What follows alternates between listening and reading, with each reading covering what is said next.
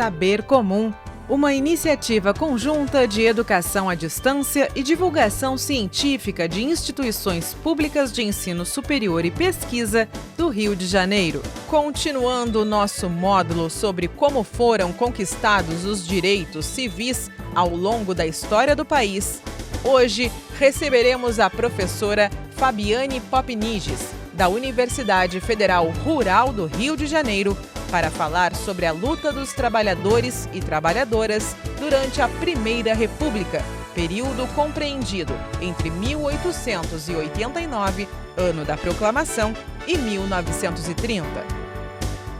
Democracia, desigualdades e direitos. Na aula de hoje, trabalhadores e trabalhadoras nas lutas por direitos durante a Primeira República. Olá a todos e a todas, meu nome é Fabiane Popniges, eu sou professora da Universidade Federal Rural do Rio de Janeiro, do Departamento de História e também do programa de pós-graduação da mesma universidade. E hoje a gente vai falar um pouco aqui sobre as lutas dos trabalhadores e trabalhadoras por direitos na Primeira República. A Primeira República, o período que ela se inicia com um golpe militar em novembro de 1889 e termina com outro em 1930. Esse espaço de tempo é o que a gente chama de Primeira República. Ela foi chamada de República Velha, de República Oligárquica, de República dos Coronéis, de República do Café com Leite, dos governadores. E na base de todos esses epítetos pejorativos, como vocês devem conhecer, estava e ainda está a interpretação de que ela pretendia uma unidade e homogeneidade. E que também, essa interpretação também tende a ignorar a diversidade de experiências e formas de organizações dos atores coletivos em torno de questões do seu interesse, associações de trabalhadores e movimentos sociais aí incluídos. Então, essa narrativa apagava a participação desses atores no processo social. Novamente construía também a ideia de que o povo brasileiro não tem capacidade de organização coletiva.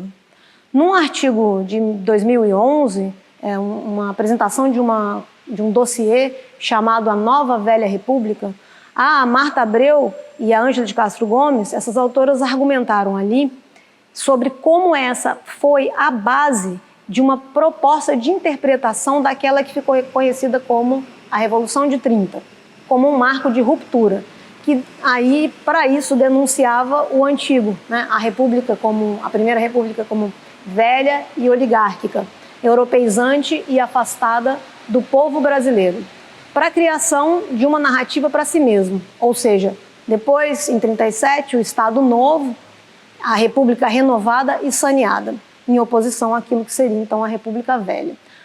A nossa proposta aqui é totalmente outra. A gente vai mostrar como 30 anos de historiografia da história social, historiadores e historiadoras mostraram e vêm mostrando a ampla participação de escravos, de mulheres, de operários, de trabalhadores na história, na vida do Brasil, na história do país, em conexões nacionais e internacionais e, portanto, da importância desses sujeitos e desses atores nos processos de transformação social. Então, tem uma bibliografia amplíssima, né, dentre a qual eu vou citar apenas algumas obras aqui para explicitar esse argumento de participação popular, mas eu vou disponibilizar no final também uma bibliografia que cobre um pouco esse período, para ver como se davam os conflitos em torno de diferentes noções do justo e também de diferentes projetos de república. Para isso, vamos dividir essa aula em 3 momentos.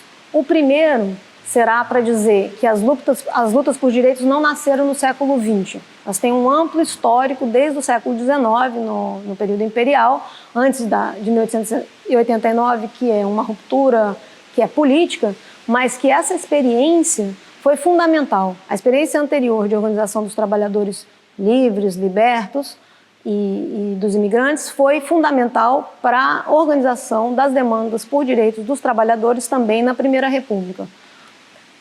Houve também, a segunda parte a gente vai discutir como houve uma grande reação à República, tanto por conta das expectativas por direitos, que por vezes também gerou uma grande frustração em momentos posteriores. E o terceiro ponto vai ser para pensar como o movimento operário se organizou tanto em torno de greves como em torno da defesa de uma legislação de proteção aos homens e mulheres trabalhadores a partir da reivindicação de direitos e leis específicas para isso coletivamente. Então, voltando um pouco para o período anterior, no Império Escravista, a gente vai pensar como trabalhadores que eram juridicamente livres se organizavam reivindicando redução e regulamentação do horário de trabalho e também como os escravizados e os libertos também se organizaram em movimentos sociais nesse momento. No caso dos trabalhadores juridicamente livres, várias categorias profissionais já se organizavam em torno do que eles acreditavam que era uma luta pelo que eles acreditavam que era justo ou por direitos. No caso dos empregados no comércio, por exemplo, desde a década de 1860, eles se organizaram em movimentos pela redução do horário de trabalho e pela regulamentação do horário de trabalho nas casas comerciais. Então, já na década de 60, 1860, 1870, eles criaram associações próprias, inclusive periódicos, para circular suas ideias e suas reivindicações, fazendo reivindicações também para as autoridades públicas, para o município, e assim foram conseguindo algumas dessas reivindicações. Mas essa experiência foi fundamental para a atuação também deles na Primeira República, como de outras categorias. E no caso do abolicionismo, que foi o maior movimento social do século XIX, a experiência de luta dos trabalhadores escravizados pela liberdade e, por vezes, pelo controle do tempo e pelo processo de trabalho, pelo tanto de controle do processo de trabalho e por autonomia, foram fundamentais também na organização de associações, de movimentos associativos e reivindicativos que depois também informaram as lutas, entremearam essa diversidade de agentes sociais e de grupos de interesse em todo o território nacional, com conexões atlânticas, e nesse processo foi fundamental a resistência dos escravos, tanto no cotidiano, em rebeliões, em conflitos com senhores, patrões, polícia, como também no parlamento através das lutas jurídicas. Então, ao longo das décadas de 1870 e 1880, se multiplicaram essas formas de contestação à escravidão e as estratégias de mobilização e protesto em todas as províncias do Império. As principais reivindicações dos libertos no pós-emancipação eram o direito à terra e o direito à educação. E aqui, para a gente, é importante ressaltar que os movimentos associativos desses homens e mulheres, trabalhadores e trabalhadoras escravizadas, livres e libertos, se entrelaçaram nessas experiências e fizeram parte das estratégias organizativas das lutas por direitos na Primeira República. Então, esses vários movimentos associativos eram fundamentais para a criação de laços e identidades entre os trabalhadores, fossem eles clubes recreativos, dançantes ou sociedades esportivas.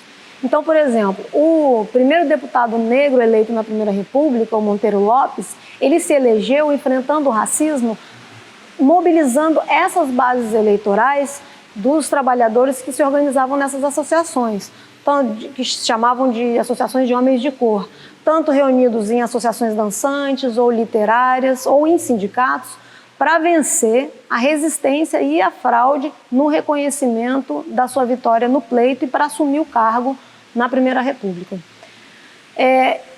Outras pesquisas, novas pesquisas, têm mostrado que mesmo excluídos do voto, da possibilidade de votar, e portanto da cidadania formal na Primeira República, pela legislação eleitoral, muitos trabalhadores recorriam ao processo de qualificação de eleitores, ou seja, demandavam a possibilidade de votar, de serem votantes, reivindicavam seu direito ao voto. Então, com a Constituição Republicana, o critério censitário que existia antes foi abolido, porém os analfabetos foram proibidos de votar. Além disso, a burocracia exigida para votar, para se comprovar a condição de votante, era inacessível para a grande maioria dos brasileiros.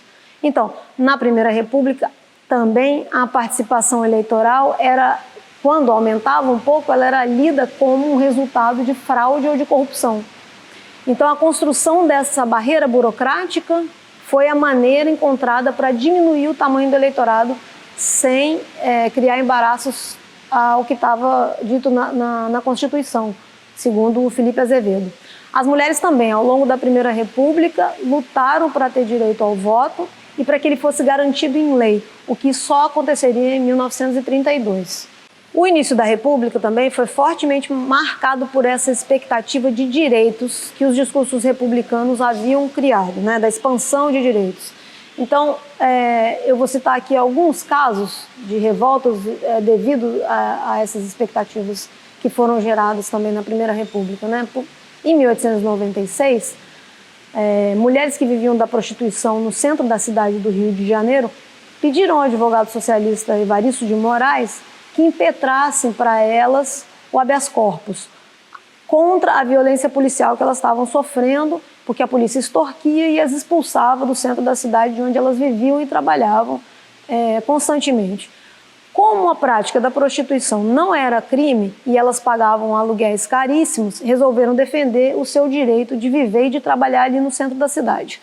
Segundo a historiadora Cristiana Schettini, o episódio de expulsão das prostitutas em 1896 foi emblemático do enfrentamento de dois projetos de república. Um que era uma concepção autoritária, positivista e jacobina de república, em que a polícia devia zelar pelo interesse social, que significava defender a sociedade moralmente honesta, do que se considerava os desqualificados sociais, que nesse caso representados pelas prostitutas. Por outro lado, a concepção de república do advogado Evaristo de Moraes, para quem o mais importante era a garantia de direitos básicos para todos, independente do status moral, por meio do cumprimento dos princípios constitucionais. Outro caso foi a revolta da vacina, em 1904. Em plena campanha de remodelação do centro do Rio de Janeiro, o governo tentou aprovar a vacina obrigatória para conter as epidemias de varíola, o que provocou uma grande reação de vários grupos e que ficou conhecido como a revolta da vacina. Esses vários grupos envolvidos na revolta tinham muitas motivações diferentes, porém, no caso dos trabalhadores e classes populares, um dos grandes motivadores foi, como mostrou Nicolau Shevchenko, o processo violento que eles vinham sofrendo com a remodelação da cidade promovida pelo governo, também conhecido como bota abaixo do Pereira Passos. Ele pretendia civilizar, modernizar e europeizar a capital da República. E nesse processo destruíam-se casas, cortiços, tudo compartilhado pelos trabalhadores livres, libertos, misturados a imigrantes pobres recém-chegados, que queriam morar ali para continuar ficando próximo do seu local de trabalho e das suas redes de sociabilidade, onde eles passavam o tempo livre. Esses trabalhadores foram expulsos, então, sem a construção de lugares alternativos de moradia. E isso se aliou também à perseguição cultural e religiosa da população de origem africana e afrodescendente pelos códigos da República. Várias categorias de trabalhadores e de sindicatos participaram da revolta. Um dos grandes líderes da revolta foi o Vicente de Souza, que era um homem negro, médico, professor, abolicionista, socialista e presidente do Centro das Classes Operárias. Ocorreram várias revoltas em todo o Brasil contra uma república que cada vez mais mostrava seu viés autoritário e excludente, deixando para trás as expectativas de expansão de direitos. Foi o caso, então, dos marinheiros, de vários encouraçados, que em 1910 se revoltaram contra a chibata, contra as chibatadas como prática corretiva do regime opressivo que a Marinha continuava a lhes dispensar depois da proclamação da República também. As reivindicações desses marinheiros, que ameaçavam o governo e a cidade do Rio, sob a liderança do João Cândido, e eram na sua maioria homens negros, tinham uma pauta mais extensa do que acabar com a chibata como castigo. Eles remetiam também ao tempo do Império e à escravidão essa chibata, e queriam uma nova tabela de serviço, redigida por eles, e queriam melhores condições de trabalho. Eles queriam, então, ser cidadãos da República, como mostrou o Álvaro Nascimento, e para isso eles organizaram e planejaram um movimento político para reivindicar. No caso, isso não aconteceu só nas cidades também, isso aconteceu em várias áreas rurais. A gente vai falar aqui de um caso, que é a Guerra do Contestado, em 1912, que ficou conhecida como Contestado e foi construída uma narrativa na imprensa da época muito clara sobre um conflito entre modernidade e civilização contra o atraso e a ignorância. Então, ela também teve esse nome porque ela se deu num local em que ocorria uma disputa de fronteiras entre o Paraná, entre os estados do Paraná e de Santa Catarina, o que favoreceu também os desmandos de grandes coronéis locais, e os camponeses iam sendo expulsos de suas terras. Mas, além disso, houve um processo de desapropriação, de expulsão, na verdade, desses camponeses, desses caboclos das suas terras, pelo governo, para a construção de uma ferrovia São Paulo-Rio Grande. Os poceiros que viviam nessa região, onde ia passar a ferrovia, foram expulsos pela empresa que tinha concessão do governo para explorar a madeira e também para depois vender as terras para colonos estrangeiros, numa política de imigração e branqueamento da população. Os camponeses expulsos das terras, juntamente com os trabalhadores que tinham trabalhado na construção da estrada de ferro e depois ficaram por ali, se organizaram em redutos que tinham uma vida própria. E o governo federal, o governo estadual também, e o governo federal se incomodou muito com aquelas aglomerações e aquele potencial subversivo que eles viam naquela população, e enviou tropas federais para massacrá-los. O historiador Paulo Pinheiro Machado mostrou, em Lideranças do Contestado, que, ao contrário do que vinha sendo interpretado, o contestado foi sim um movimento político, porque os sertanejos tinham uma nítida consciência de suas condições sociais e de sua marginalização, que eram poceiros e sitiantes que estavam sendo expulsos injustamente de suas terras, comunidades negras, caboclas do Planalto, ervateiros e os trabalhadores que tinham sido desempregados depois da construção da ferrovia. Bom, o que essas pesquisas que eu apresentei aqui, esses casos têm em comum, é que eles buscam trazer homens e mulheres trabalhadores para a cena, tirá-los da invisibilidade e mostrar a sua relevância nos processos políticos do país. Não foram apenas resistentes, nem eram apenas reagentes às iniciativas governamentais, ou que vinham de cima. Eles se articularam estratégias e planejaram ações a partir da compreensão das suas próprias experiências de exploração, de solidariedade e organização, na visão de mundo que eles viviam. Então, ainda que em muitos casos eles tenham sido derrotados, as pesquisas que a gente citou aqui e muitas outras têm permitido recuperar algumas dessas iniciativas e lutas que apontavam para outros horizontes e outras possibilidades, reafirmando o lugar de indeterminação histórica que eles ocupavam naquele momento. Enquanto isso, nas grandes capitais, as greves explodiam.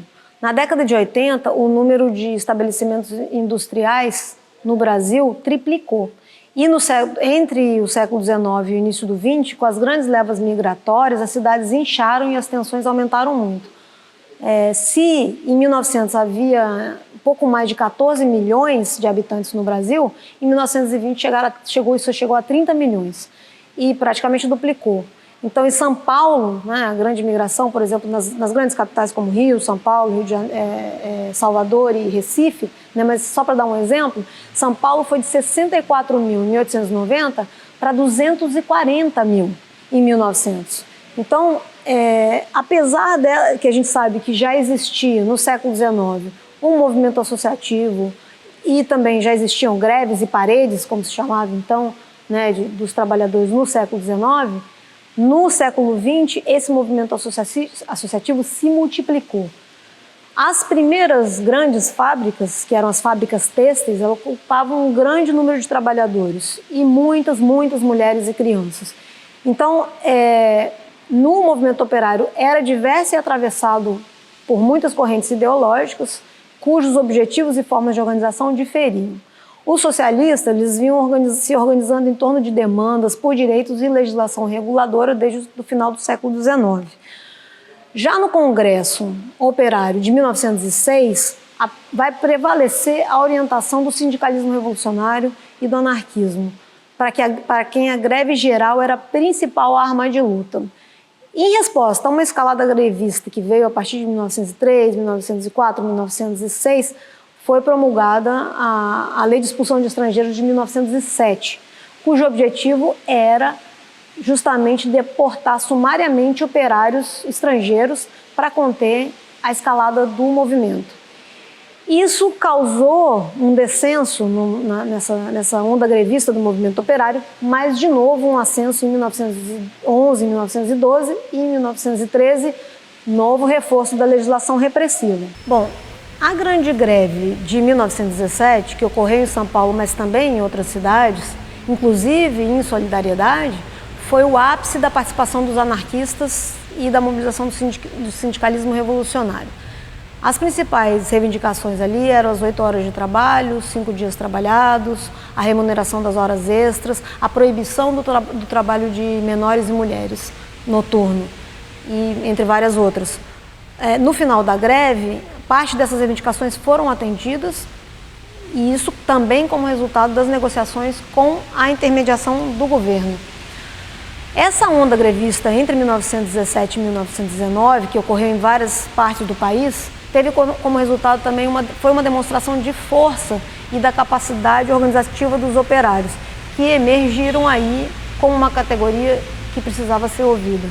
Então, é importante também lembrar que grande parte desses trabalhadores industriais, principalmente das fábricas têxteis, chegavam a ter 30%, 40%, 50% da sua mão de obra que era de mulheres e crianças, em São Paulo, no Rio e em outras capitais.